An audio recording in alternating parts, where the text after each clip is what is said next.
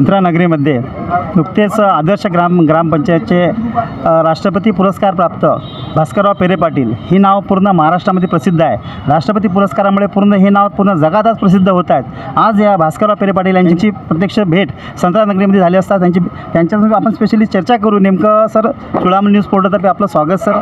आपण आज संत्रानगरीमध्ये आले, नेमकं आपण आमच्या वरुडवासियांना काय संदेश देऊ शकाल? वरून माझा विषय ग्रामपंचायतीशी आहे। माझे काम ग्रामपंचायतीशी अनुसरून आहे। 25 वर्षे मी त्या ग्रामपंचायतमध्ये काम केलं। मला जो त्याचा शासनाचा अनुभव आला तो मी गावगाव लोकाला, सरपंचाला, सदस्याला सांगतोय, बोलतोय।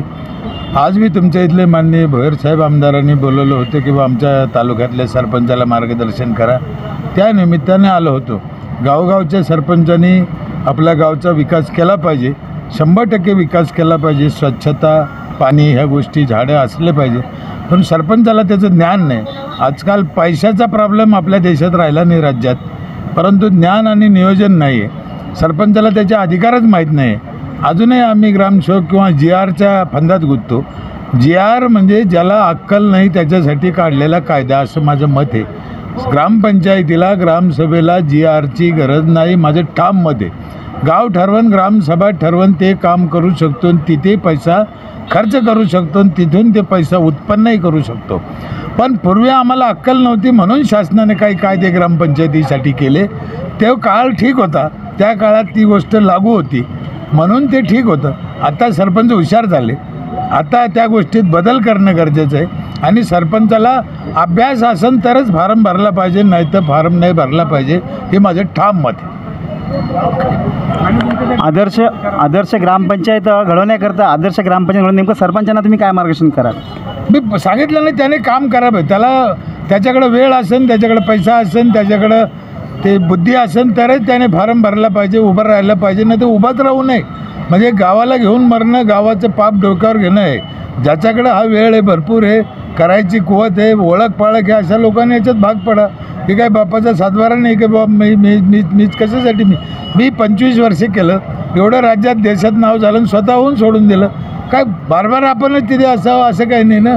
म्हणून त्याच्याकडे ज्याला कुवत आहे, गावाला स्वच्छ पाणी द्यायचं तर म्हणजे कसं द्यायचं, किती TDSचं पाहिजे, झाडं लावायचे तर कोणते लावायचे, कोणत्या झाडात काय मिळतं, कोणत्या झाडात ऑक्सिजन मिळतं, कोणत्या झाडातून मिळतच नाही, हे आम्हाला कळलं पाहिजे ना। आता विज्ञान, काही झाडं असे त्याच्यापासून ऑक्सिजन मिळतच नाही, विश्वाला फायदाच नाही, दिसायला चांगले पण फायदा काहीच नाही। मग आता ह्या गोष्टी सरपंचाला कळावं लागेल, घटना वाचावं लागेल, अभ्यास करावा लागेल, आमचा अधिकार काय, आमचं उत्पन्न कसं, या सगळ्या गोष्टी आता सरपंच। आणि सगळ्यात महत्त्वाचं म्हणजे सरपंच एकटा नाही, त्याची बॉडी पण त्याच्याबरोबर पाहिजे। पण सरपंच एका बाजूला विचार करतो, बॉडी एका बाजूला विचार करतो, तर मग गावचं काम होणार आणि लोक तिसराच विचार करते। आजकाल लोकांचा सरपंचावर विश्वास राहिला नाही, त्याच्यामुळे फार वाईट दिवस आले। सरपंचानं स्वतःची इज्जत घालून घेतली, हे जवळजवळ सत्य आहे। मग ती इज्जत आम्हाला पुन्हा कमवायची आहे आणि मग चांगले दिवस यायचे। समाज चांगला आहे, समाजाकडे दोष नाही। समाजाला तुम्ही जिकडे घेऊन जाईन तिकडे तो समाज येईन, पण घेऊन जाणारा गुरुजी चांगला पाहिजे।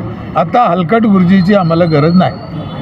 सर, MRGFमध्ये काही घोटाळे होता वृक्ष लागवडी ग्रामपंचायतचे, तर ते एका शब्दात सांगितलं, हलकट गुरुजीची आम्हाला आता गरज नाही। कशातही होऊ द्या ना, तो ना। तर नेमकं गावाच्या विकासासाठी नेमकं अधिकार वगैरे नेमकं कुठलाच आहे का? पहिले सांगितलं, गावाला आणि ग्रामसभेला एवढे अधिकार आहेत, उच्च न्यायालय सुद्धा आमच्या कामात दखल देऊ शकत नाही।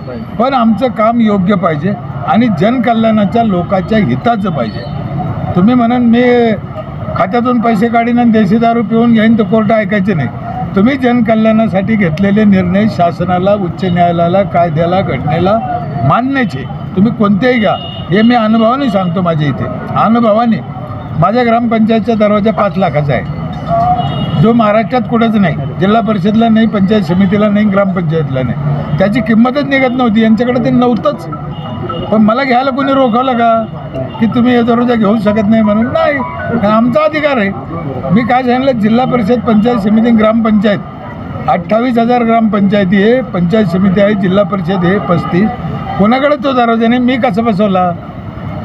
म्हणजे आम्हाला ते करता येतं। मी 2 वर्ष माझ्या सहीनं राशन कार्ड चालवले होते गावात, तहसीलदार साहेबाला द्यायला वेळ नव्हता, तर कोर्टाने ॲक्सेप्ट केले। ते प्रकरण कोर्टात गेलं होतं, पण हे कार्ड म्हणून नाही गेलं, वेगळ्या कारणाने गेलं होतं।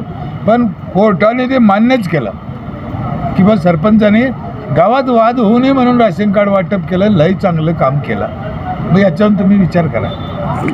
खरंच आज पेरे पाटील साहेबांनी जे उत्तर दिलं आहेत हे प्रत्येक जर सरपंचांनी जर पेरे पाटील यांच्या अनुसरण केलं तर आज गावात कुठला तंटा होऊ शकत नाही, कुठला वाद होऊ शकत नाही. प्रशासनाला सुद्धा झुकावं लागलं पेरे पाटील साहेबांच्या कायद्यापुढे. जर खरं प्रत्येक सरपंचाने जर पेरे पाटीलच्या मार्गदर्शनात चाललं तर खरं गावाचा विकास होऊ शकतो. मराठाचे अध्यक्ष नितीनभाऊ गुर्जर यांच्या दुकानामध्ये आज भास्करराव पेरे पाटील यांनी भेट दिली असता नेमकं नितीनभाऊविषयी काय सांगू शकाल? नितीनभाऊचा तुमचा परिचय कसा झाला? काय आहे, जातीचा माणूस असला ना तो कुठलाही असला तर एकमेकाला जोडला जातो. आम्ही आम्ही पहिल्या वेळेस भेटतो पण खूप दिवसापासून एकमेकाच्या टचमध्ये व्हॉट्सअपला आहे, मोबाईलला आहे, बोलतो. आणि तो मला सांगतो आमचा ग्रुप असा आहे, आमचे पोरं असे, आमचं काम असे. मला खूप आनंद होतो. मी दर ठिकाणी तर मी जाऊ शकत नाही पण ऐकून कुठेतरी आपल्याला आनंद वाटतो आणि आपलं ते ऐकते, आपलं विचार कुठेतरी पडतो.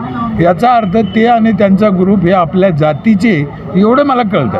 म्हणून मी स्वतःहून त्यांना इथे भेटायला आलो, फोन केला की मी तुमच्या भागात आहे तर आज मी तुमच्या दुकान म्हणून नाही पण तुमच्या ग्रुपला भेटायला येईन, 1 तासभर थांबन, कारण आपल्या लोकांपाशी गेलं पाहिजे.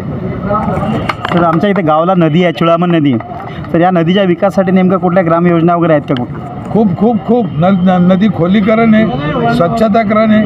म्हणजे नगरपालिकेत येते का ग्रामपंचायत नगर ते करू शकते, काय अडचण नाही, करू शकते.